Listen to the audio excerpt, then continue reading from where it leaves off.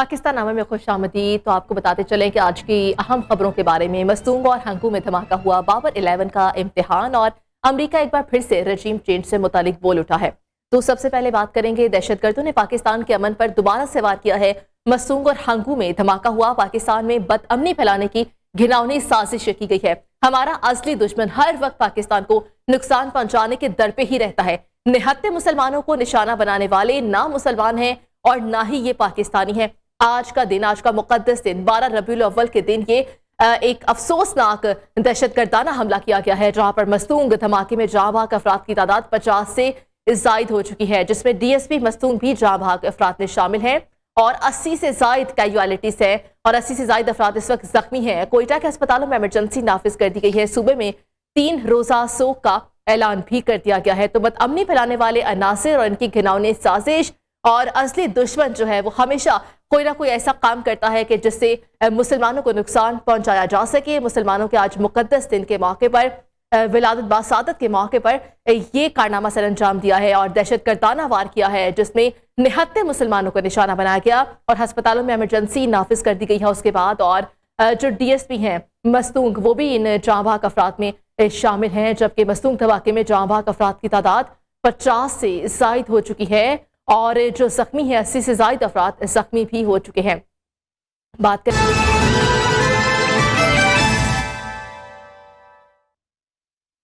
और बात करेंगे खेल के मैदान से, तो क्रिकेट वर्ल्ड कप शुरू होने में सिर्फ 6 दिन बाकी रह चुके हैं। क्रिकेट वर्ल्ड कप में आज से वार्म अप मैचेस का सिलसिला भी शुरू हो गया है। वार्म अप मैच में पाकिस्तान का आगाज तो मायूस कुन रहा और इमामुल हक 1 और अब्दुल्ला शफीक 14 रन बनाकर आउट हो गए। बाबर आजम और मोहम्मद रिजवान की बात करें तो उन्होंने शानदार बल्लेबाजी का मुजाहिरा किया, निस्फ सेंचुरी स्कोर की है। और साथ में मिशन वर्ल्ड कप पर इस हवाले से हम बात भी करेंगे। हमारे साथ मौजूद होंगे नुमाइंदगान और टेस्ट क्रिकेटर्स होंगे, साबिक टेस्ट क्रिकेटर भी होंगे। लेकिन जो आज का वार्म अप मैच था उसमें मायूस कुन पाकिस्तान की जानिब से कारकर्दगी रही और जो कारकर्दगी थी उसके अंदर अब्दुल्ला शफीक जो थे उन्होंने 14 रन बनाए हैं और उसके बाद वो आउट हो गए। बाबर आजम की बात करें, मोहम्मद रिजवान की बात करें तो उन्होंने शानदार बल्लेबाजी का मुजाहिरा किया है। बात करते हैं, हमारे साथ मौजूद है साबिक टेस्ट क्रिकेटर शबीर अहमद। शबीर साहब, बहुत शुक्रिया आपने टाइम निकाला। बताइएगा कि आज का वार्म अप मैच आपको किस तरह का लगा, क्योंकि अब्दुल्ला शफीक भी ज्यादा स्कोर नहीं कर सके, लेकिन अब उसके बाद जो आगे मैच आने वाले हैं उसको आप किस नजर से देखते हैं, किस तरह का पाकिस्तान परफॉर्म कर पाएगा? अभी तो वार्म मैच है, ये अभी इतनी जल्दी किसी भी चीज से कोई फैसला नहीं करना चाहिए। एक टीम बनाए, कॉम्पिटिशन बनाए टीम का। मेरा ख्याल था कि शायद आज फखरुद्दीन को फिर खिलाते, तो वो ऐसा प्लेयर है जो किसी मैच को जितवा सकता है और एक आधी सीरीज अगर बुरी भी जाए तो उस पर इतना बवेला नहीं बचाना चाहिए। तो उसको मेरा ख्याल था कि आज खिलाना चाहिए था, ताकि हम वर्ल्ड कप की उम्मीद है कि अगले मैच में उसे खिलाएंगे और उसको भी टेस्ट करेंगे। ये वार्म अप इसलिए कि आप वहाँ की कंडीशन के साथ थोड़ा सा माहौल में आप एडजस्ट कर सके, आपको वहाँ का पता चले कि वहाँ की पिचेस कैसी होगी। तो ये अच्छे 1-2 मैच मिलेंगे तो मेरा टीम में बेहतर परफॉर्मेंस और वापस अपनी रूटीन पे आ जाएगी। बिल्कुल आपने सही कहा, वार्म अप मैच है, उसी हवाले से बात करें कि आज की कारकर्दगी देखकर ही वो उनको पता चल सकता था किस तरह के उन्होंने कॉम्बिनेशंस बनाने हैं। तो आगे जब आगे मैचेस ये वर्ल्ड कप के होने हैं उसमें कोई ऐसी टिप जो आप देना चाहें या पाकिस्तानी क्रिकेट टीम को आप कुछ कहना चाहें, किस तरीके से वो परफॉर्म करें तो बेहतर तरीके से परफॉर्म कर सकते हैं? देखिए, हर मैच में अलग पिच होगी और हर ग्राउंड अलग होगा और वहाँ पे उसकी कंडीशन मुख्तलिफ होगी, मौसम मुख्तलिफ होगा। कहीं पे थोड़ा सा मौसम सर्द भी आएगा और चेंज भी आ रही मौसम में, तो वहाँ पे उसके कंडीशन को लाजम फॉलो किया जाए और उसके हिसाब से टीम लाई जाए, ना कि ये देखा जाए कि ये परफॉर्मेंस एक प्लेयर ने दी है तो इसे हर मैच में खिलाएं। आप कंडीशन और अगली टीम की स्ट्रेंथ और इन चीज़ों को लाजम काउंट करें, ना कि वही एक टीम खेलती रहे जो आप पहले दिन खिलाएं और उसको आगे भी खिलाते जाए। तो बेहतर होगा कि आप वहाँ की कंडीशन देखें, अगली टीम की स्ट्रेंथ देखें और बाकी कंडीशन देखें, पिचेस देखें, क्या आपको स्पिनर की ज़्यादा ज़रूरत है या फास्ट बॉलर की ज़रूरत है, तो वो आपको ज़्यादा बेहतर रिजल्ट आ सकता है। बिल्कुल आपने सही कहा। अच्छा ये बताइएगा कि आज के मैच में बारिश हुई है, जनूबी अफ्रीका और जो अफगानिस्तान का मैच था उसमें भी बारिश से वो भी मुतासिर हुआ था, और अगर वर्ल्ड कप में मैचेस बारिश की वजह से मुतासिर हो जाएंगे तो क्या आईसीसी को पूरे वर्ल्ड कप के लिए रिजर्व डेज रखने चाहिए? हम उम्मीद कर सकते हैं कि अगर बारिश होती है तो उसके लिए रिजर्व डेज रखे जाएं। देखिए मोस्टली ये सब कॉन्टिनेंट में ये बेमौसमी बारिश हो रही है। हालांकि इस वक्त बारिश नहीं होती, मानसून तो खत्म हो चुका है, लेकिन ये अभी तक चल रही है। ये तो कुदरत का निज़ाम है, ये आपका कोई अमल दखल नहीं है।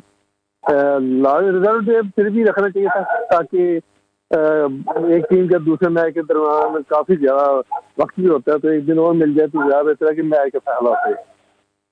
बिल्कुल आपने सही कहा। बहुत शुक्रिया शबीर अहमद, साबिक टेस्ट क्रिकेटर, हमें आज के वार्म अप मैच के हवाले से बता रहे थे, अपनी राय भी दे रहे थे। और यहाँ पर पाकिस्तान नमा में शामिल करेंगे ब्रेक।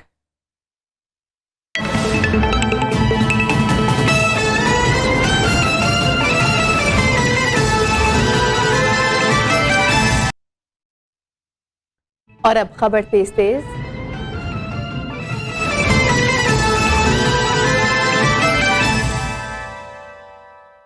मुंशियात स्मगलिंग की कोशिश नाकाम, एएसएफ की पेशावर एयरपोर्ट पर कार्रवाई। बैग में छुपाई गई आइस बरामद, मुलजिम गिरफ्तार। मुल्की मईशत को नुकसान पहुंचाने वालों के खिलाफ घेरा था। एफआईए की हवाला हुंडी के खिलाफ कार्रवाइयां। 1 अरब रुपए से जायद रकम हवाला करने में मुलविस 2 मुलजिम गिरफ्तार। बिजली चोरों की शामत आ गई, आइस्को की कार्रवाइयां। 1285 मीटर से बिजली पकड़ी गई। बिजली चोरों को 8 करोड़ 78 लाख रुपए से जायद जुर्माने। बिजली चोरों के बाद गैस चोरों की बारी आ गई। वनी गुजा इस्लामाबाद में गैस का 1.5 किलोमीटर तवील गैर कानूनी नेटवर्क पकड़ा गया। मुलविस अफराद के खिलाफ महकमाना कार्रवाई शुरू। एफआईए की मुल्तान एयरपोर्ट पर कार्रवाई। भीख मांगने के लिए सऊदी अरब जाने वाले 16 मुसाफिर पकड़ लिए। भिखारियों में बच्चे भी शामिल। भिखारियों का ग्रुप उम्रा के वीजा पर सऊदी अरब जा रहा था। फैसलाबाद में घरेलू मुलाजमा पर तशद्दुद साबित न हो सका। 10 साला नूर फातिमा की मेडिकल रिपोर्ट न्यूज़ ने हासिल कर ली। कालाबाग के नदी नालों में तूफानी। चचाली काउदेवाला के मुकाम पर बंद टूट गया। पानी घरों में दाखिल, मुतादिद घरों को नुकसान। इलाका मकीनों की नकल मकानी। जल्द अज जल्द टैक्स गुशवारे जमा कराएं। एफबीआर का टैक्स गुशवारे जमा कराने की तारीख में तोसी न करने का फैसला। सोना आया ते सच गए गलियां बाजार। बासादत गलियां बाजार, दुकान और घरों में सजावट। आशिकाने रसूल सल्लल्लाहु अलैहि वसल्लम ने रैलियां निकाली। नजरों नियाज का सिलसिला भी जारी। एशियन गेम्स में पाकिस्तानी खिलाड़ियों की धूम। पाकिस्तानी खातून शूटर्स ने ब्रॉन्ज मेडल अपने नाम किया।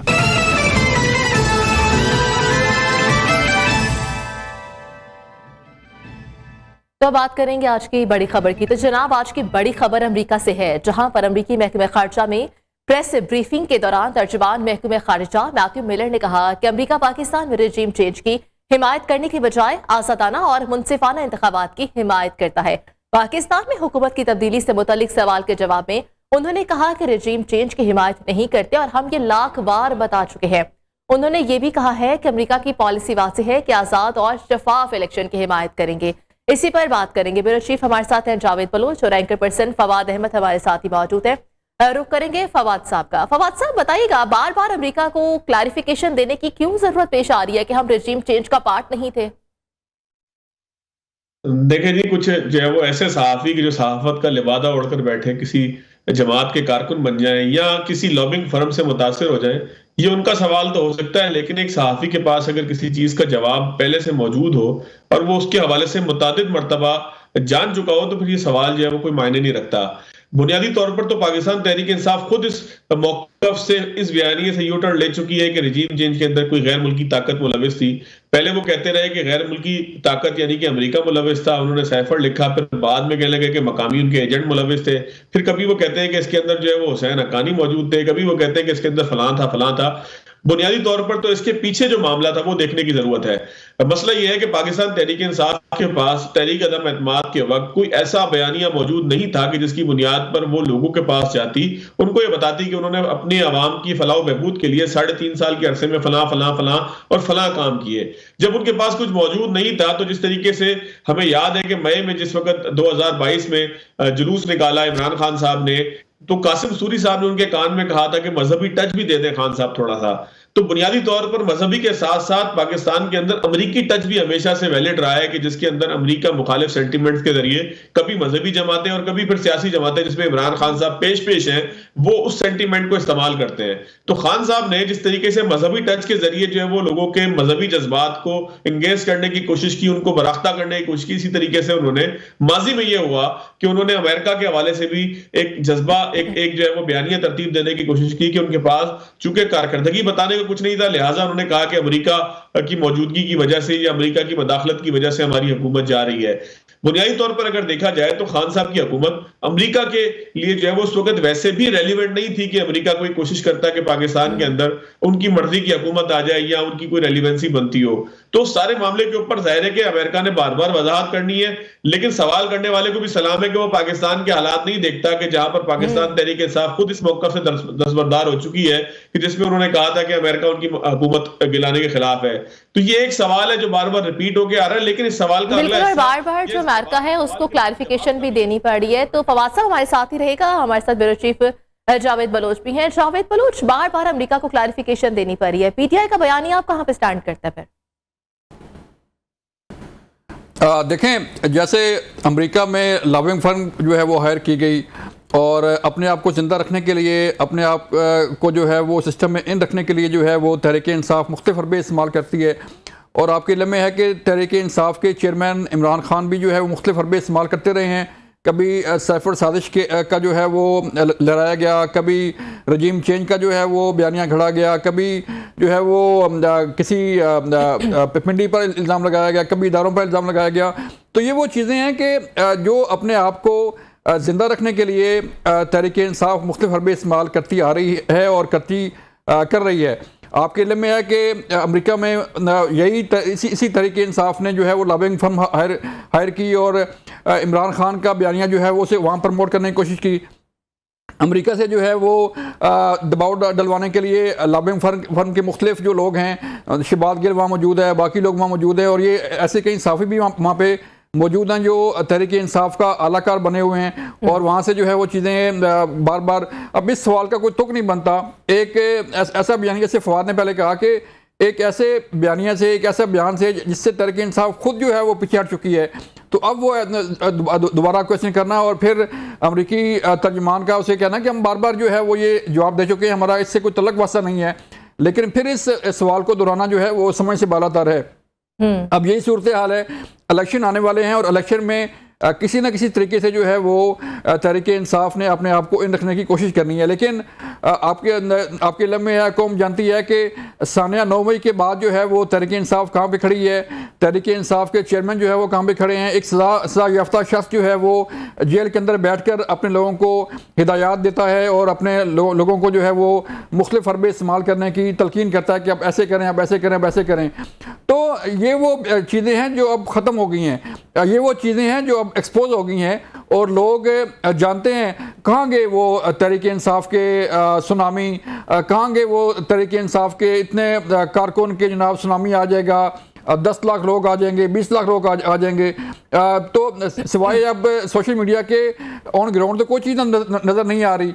बात सिर्फ ये है कि अगर आपने जुर्म किया है और ये भी तहरीक इंसाफ के ही लोग जो है हमें मुख्तलिफ जो है इवेंट्स पे जब मिलते थे और जब बातचीत होती थी तो वो उनका वो कहना था कि अगर हमारी गवर्नमेंट ख़त्म ना होती तो हमारे पास कोई ऐसी चीज़ नहीं थी कि जो आवाम को बता सकें कि फ़लाँ जो है वो काम हमने किया है, फ़लाँ चीज़ जो है हमने डिलीवर की है, जो है आलमी सतह पर भी और पाकिस्तान के अंदर भी। महंगाई की सूरत इस कदर ख़राब थी, लॉ एंड ऑर्डर की सूरत इस कदर ख़राब थी कि लोग तंग आ चुके थे। अब फिर ये तो रजीम चेंज तो उनके लिए बड़ा एक बिल्कुल, लोग तो तब भी तंग आ चुके थे, लोग तो आज को भी तंग आए हुए महंगाई की वजह से। हमारे साथ ही फवाद का रुख करेंगे। फवाद साहब बताएगा कि अमरीकी साजिश के बयानिए की ही पीटीआई को क्यों जरूरत पड़ती है? पीटीआई के पास क्या कोई और बयानिया नहीं है बनाने को कि जो बैरूनी ताकतें हैं उनका ही सहारा लेना पड़ता है? देखिए नहीं, 2-3 चीजें होती हैं सियासतदानों के पास। या तो वो पाकिस्तान के अंदर एंटी एस्टेब्लिशमेंट बयानिया बनाते हैं और उसकी बुनियाद पर अवाम में जाते हैं, जिस तरीके से वोट को इज्जत दो का नारा जो है वो मियां नवाज शरीफ ने लगाया। या फिर जो है वो कोई कारकर्दगी का बयानिया होता है कि मियां नवाज शरीफ ही की अगर बात करें तो उनके पास एक कारकर्दगी का बयानिया था कि मैंने मोटरवेज बनाई, मैंने जो है वो एयरपोर्ट्स बनाए, मैंने पावर हाउसेस बनाए। इसी तरीके से पाकिस्तान पीपल्स पार्टी जरदारी साहब जो है वो खारजा महाज के ऊपर अपनी कामयाबियों को बताते थे कि मैंने जो है वो ईरान गैस पाइपलाइन शुरू की, मैंने जो है वो सऊदी अरब और यूएई के साथ अच्छे ताल्लुकात रखे। तो हर पार्टी के पास उसके दौर में काम से मुतालिक कुछ ना कुछ ऐसी चीजें होती हैं कि जिसको वो बयान कर सके। लेकिन खुद खान साहब अपने दौर में देखें, जिस वक्त वो डोनाल्ड ट्रंप से मिलने के बाद वापस आए तो हमने एयरपोर्ट के ऊपर देखा कि पाकिस्तान तहरीक इंसाफ के कारकुनान पहुंच गए, उनका इस्तकबाल किया गया और खान साहब ने कहा ऐसा लग रहा है कि जैसे मैं वर्ल्ड कप जीत के आया हूं। फिर जब वो तकरीर करके आए कौमी अपना यूनाइटेड नेशन जनरल असेंबली के अंदर, तो वहां पर जो है वो कहा गया कि शायद खान साहब ने कुछ ऐसी बात कर दी जो आज से पहले कभी नहीं हुई और आज के बाद कोई नहीं कर पाएगा। उन्होंने देखे वो जो तकारीर थी वो भी आप क्या समझती हैं कि वो खान साहब ने खुद की थी? बुनियादी तौर पर जनरल असेंबली के अंदर होने वाली तनख्वाह जो तकरीर है वो तो स्टेट डिपार्टमेंट आपका या वजारत खारजा आपकी लिख कर देती है कि आपने क्या बात करनी है, किन मौजूआत के ऊपर बात करनी है, किस तरीके से पाकिस्तान के मौकफ को लेकर चलना है। तो खुद अगर पूरा खान साहब का 3.5 साल का दौर देखा जाए तो उसके अंदर हमने देखा कि महंगाई भी थी। खुद पाकिस्तान तहरीक इंसाफ के लोग कहते हैं कि जी अगर हमें उस कारकर्दगी की बुनियाद पर कि जो वहां पर हम अपनी 3.5 साल की हुकूमत में दिखाते रहे, अगर इलेक्शन में जाना पड़ता तो शायद हमें 2 वोट ना मिलते। लेकिन 12 सूरत तब्दील हुई, अब पाकिस्तान तहरीक इंसाफ किसी और पोजीशन के ऊपर मौजूद है। तो ये सारी बातें और उसके बाद अगर आप देखें कि 9 मई के वाकयात से पहले जो पूरा एक सिलसिला शुरू हुआ उस सारे के अंदर भी एक बुनियादी तौर पर एक बयानिया बनाया गया कि जहां पर कभी कहा गया कि न्यूट्रल तो जानवर होते हैं। और आप ये देखिए कि खान साहब इक़्तिदार के हवाले से कितने जो है वो एक बड़ा गैर महज़िब सा लफ्ज़ है इसलिए इस्तेमाल में उसको नहीं करता, लेकिन कितने जो है वो बेचैन नजर आते थे कि उन्होंने कहा कि खुदा ना खास्ता पाकिस्तान में मेरे इक़्तिदार को खत्म करने से बेहतर था कि यहाँ पर जो है वो कोई एटम बम मार देता। तो बुनियादी तौर पर खान साहब के पास करने को कुछ था नहीं, बात करने को कुछ थी नहीं। तो उन्होंने जिस तरीके से मजहबी टच हमेशा दिया, जिस तरीके से अक़वाम मुत्तहिदा की तकरीर में मजहबी टच दिया और उसको फिर बार बार बयान किया, जिस तरीके से जो है वो किसी के साथ मुलाकात होने को बिल्कुल जब कारकर्दगी जीरो होगी तो उसके बाद कोई ना कोई बयानिया बनाकर ही उसको आगे पेश किया जाएगा। आपने बिल्कुल सही कहा फवाद साहब। हमारे साथ मौजूद थे इसके अलावा ब्यूरो चीफ जावेद बलोच भी हमारे साथ मौजूद थे।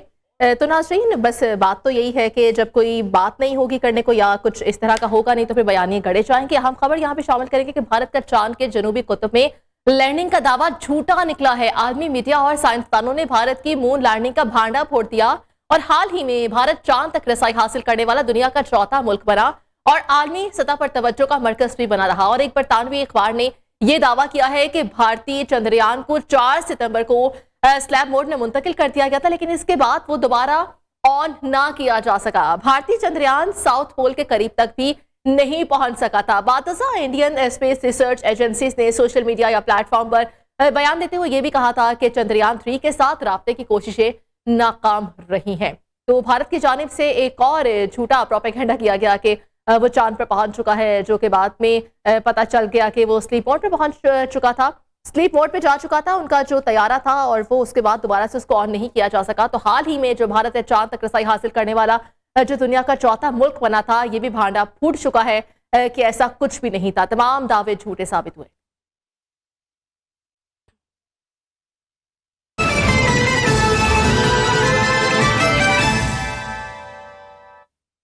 और पेट्रोल की कीमतों में कमी का इम्कान है, ये कहा गया था। आवाम ने निगरान हुकूमत से पेट्रोल की कीमतों में बड़ी कमी का मुतालबा कर दिया। शहरी ये कहते हैं कि 40 से 50 रुपए की कमी करके रिलीफ फराहम किया जाए, इससे कम की जो कमी है वो हम कबूल नहीं करेंगे। मजीद क्या कहते हैं आइए देखते हैं।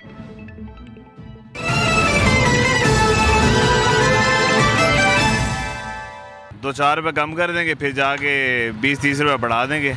कमी के इम्कान बिल्कुल नहीं है। गरीब आवाम की पहुंच से बहुत दूर हुआ पड़ा पेट्रोल। नहीं, पेट्रोल तो 150 रुपये लीटर होना चाहिए इस मुल्क के अंदर, जो गरीब आवाम बर्दाश्त कर सकती है। बीबी ये तो 26 रुपये बढ़ाकर 10 रुपये कम करते हैं, ये कोई तरीका नहीं है। ये कम से कम 100 रुपये कम होना चाहिए।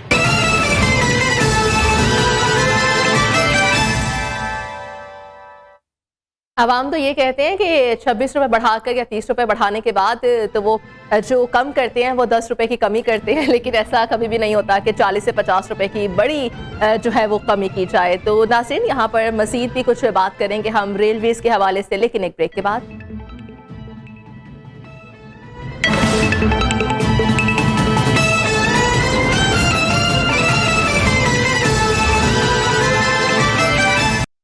तो आपको बताएं कि मेसन कॉलर के करीब पुल टूटने के बाद से 3 जो ट्रेन हैं वो कैंसिल कर दी गई हैं और 3 ट्रेनों का रुख तब्दील कर दिया गया है। कैंसिल होने वाली ट्रेनों में बदर ट्रेन, खौरी ट्रेन और रावी ट्रेन शामिल हैं। इब्तदाई तहकीकात के मुताबिक पुल का टियर गिर चुका था, तो बदर ट्रेन है, खौरी ट्रेन है और रावी ट्रेन है जो कि कैंसिल कर दी गई हैं और 3 ट्रेनों का ये रुख है जो कि तब्दील कर दिया गया है। पुल का टियर गिर चुका था।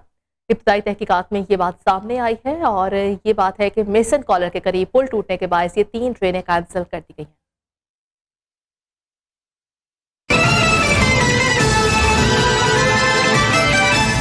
कसूर में नबी आखिर ज़मा हज़रत मोहम्मद सल्लल्लाहु अलैहि वसल्लम की विलादत बासादत को खुशियां मनाने के लिए आशिकान रसूल सल्लल्लाहु अलैहि वसल्लम की जानिब से जुलूस और रैलियां निकाली गई हैं।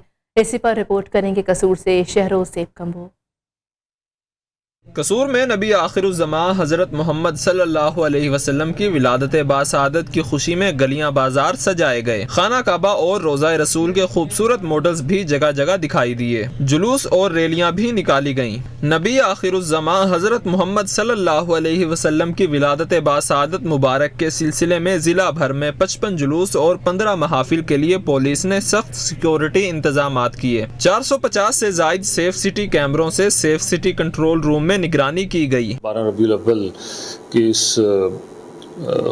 खूबसूरत मौका पर कसूर पुलिस शहर भर में 55 से ज़्यादा जुलूस जो हैं इनकी सिक्योरिटी कर रही है। यहाँ पर आज 15 महफिल मिलाद के भी प्रोग्राम हैं। शहर भर में तमाम जो जुलूस इस वक्त जारी हैं उसमें 1200 से ज़्यादा एहलकार जो हैं ड्यूटी दे रहे हैं। ईद मिलादुन नबी पर शहर कसूर की फिजा आमद मुस्तफ़ा मरहबा मरहबा के नारों से मुअत्तर रही। कैमरा टीम के साथ शहरोज ज़ेब कम्बो, नियो न्यूज़ कसूर। का पैगाम लाया, आका का मिलाद आया। जश्न ईद मिलादुन नबी सल्लल्लाहु अलैहि वसल्लम के मौके पर रौनक अरूज पर है। लाहौर की सूरत हाल जाने के नुमाइंदा न्यू न्यूज़ लाहौर से अब्दुल वहाब शाहिद से। जी अब्दुल वहाब, लाहौर के क्या मनासिर हैं ईद पर? बिल्कुल, आका का मिलाद आते ही गलियों और बाज़ारों को बरकी कुमकुमों और झंडी और लड़ियों से सजा दिया जाता है। इस वक्त भी मैं गड़ी शॉ के बाज़ार में मौजूद हूँ और यहाँ पर भी बड़ी खूबसूरती से जो है वो बाज़ार को सजाया गया और इस बाज़ार के दुकानदार और अहले इलाका ने मिलकर जो है वो इस बाज़ार को सजाया है। आज के दिन जो है वो आप सल्लल्लाहु अलैहि वसल्लम की विलादत हुई और इस विलादत की दिन की खुशी में, इस महीने की खुशी में, जश्न ईद मिलादुन नबी की खुशी में जो है वो मुख्तलिफ मकामात पर जो है वो लंगर का अहतमाम किया जा रहा है, ज़िक्र व इज़कार किया जा रहा है, महाफिल का अहतमाम किया जा रहा है घरों में। और इसके अलावा अगर बात करें तो मसाजिद में जो है वो महफिलें सजाई जा रही हैं। जो मरकज़ी जुलूस हैं वो भी निकाले जा रहे हैं, बड़े और छोटे जुलूस रैलियाँ भी निकाली जा रही हैं। जिसमें अगर बात करूँ तो स्टेशन से और मियाँ मीर दरबार से 2 बड़े जुलूस निकल रहे हैं जो दाता दरबार पहुँचेंगे और एक जुलूस मियाँ मीर से निकलेगा और दाता दरबार से होता हुआ स्कीम मोड़ पहुँच कर जो है वो अख्ताम पजीर होगा। जो रैली में अगर बात करें तो आशिकान रसूल की बड़ी तादाद शरीक होती है और ये दिन जो है वो भरपूर अक़ीदत और एहतराम और जोश जज्बे से मनाया जा रहा है। जी, पाकिस्तान नामा में खुशामदीद। तो जंग में आशिकान मुस्तफ़ा सल्लल्लाहु अलैहि वसल्लम की जानिब से ऊँटों और घोड़ों के साथ साथ ट्रैक्टर ट्रॉलियों को भी सजाकर खूबसूरत रैली निकाली गई है। हमारे नुमाइंदे सफ्तर वसीम इस वक्त एक रैली के साथ ही मौजूद है, उनसे हवाल जानेंगे। जी सफ्तर। आज बिल्कुल विलादत बासादत हज़रत मोहम्मद सल्लल्लाहु अलैहि वसल्लम को ज़िला जंग में भी इंतहाई अक़ीदत और एहतराम के साथ मनाया जा रहा है। पूरे ज़िला में मुख्तलिफ़ मकामात से जो है रैलियाँ निकाली जा रही हैं। हर कोई अपने अंदाज में जो है वो रैली निकाल रहा है। ट्रैक्टर ट्रालियों की रैली निकाली जा रही है, गाड़ियों की, मोटरसाइकिलों की। इसके अलावा जो है इस वक्त मैं मौजूद हूँ ये झंग का इलाका मंडी शाहजीना और यहाँ पर जो है घोड़ों को सजाकर, ऊँटों को सजाकर एक रैली निकाली गई है जिसमें गुलहाए अक़ीदत हज़रत मोहम्मद सल्लल्लाहु अलैहि वसल्लम को पेश किए जा रहे हैं। और यहाँ पर जो है आशिकान मुस्तफ़ा सल्लल्लाहु अलैहि वसल्लम की एक बड़ी तादाद मौजूद है जो कि मरहबा या रसूलल्लाह सल्लल्लाहु अलैहि वसल्लम के नारे जो है वो लगा रहे हैं। पूरी फ़िज़ा इस वक्त जो है आमद मुस्तफ़ा के नारों से जो है वो मुअत्तर हो चुकी है और इस वक्त जो है एक बड़ी तादाद में यहाँ पर जो है गाड़ियाँ मौजूद हैं। आशिकान मुस्तफ़ा, शुक्रिया अपडेट करने के लिए। ये जंग के मनासिर थे। जंग के बाद अगर हरीपुर का रुख किया जाए तो हरीपुर का जो मरकजी जुलूस है वो भी रवा दवा है। वहाँ पर क्या मनासिर हैं जाने के न्यू के नुमाइंदे तारिक महमूद से। जी तारिक। जी बिल्कुल, पूरे मुल्क की तरह हरीपुर में भी 12 रबी अव्वल का जो मरकज़ी जुलूस है वो दारुल उलूम इस्लामिया रहमानिया के मदरसे से बरामद हो चुका है। जुलूस के रास्ते में जगह जगह लोगों ने दूध और शरबत की तस्वीरें लगाई हुई हैं, चावलों की नजराने और देखें चढ़ाई हुई हैं। मेरे कम आप देख सकते हैं कि बहुत बड़ी तादाद जवानों की, बच्चों की और बूढ़ों की जोग दर जोग इस जुलूस में शिरकत कर रहे हैं। जुलूस के रास्ते में पुलिस की फुल प्रूफ सिक्योरिटी है। यहाँ पे रेस्क्यू 1122 की तरफ से और ज़िले कौमी के इंतजामिया की तरफ से बेहतरीन सिक्योरिटी के इंतजाम किए गए हैं। DPO की तरफ से बेहतरीन सिक्योरिटी की जा रही है और डॉल्फिन फोर्स भी अपने फराइज़ अंजाम दे रहे हैं। जुलूस बहुत शुक्रिया। आज तक के लिए इतना ही, इजाज़त दीजिए। अल्लाह हाफ़िज़।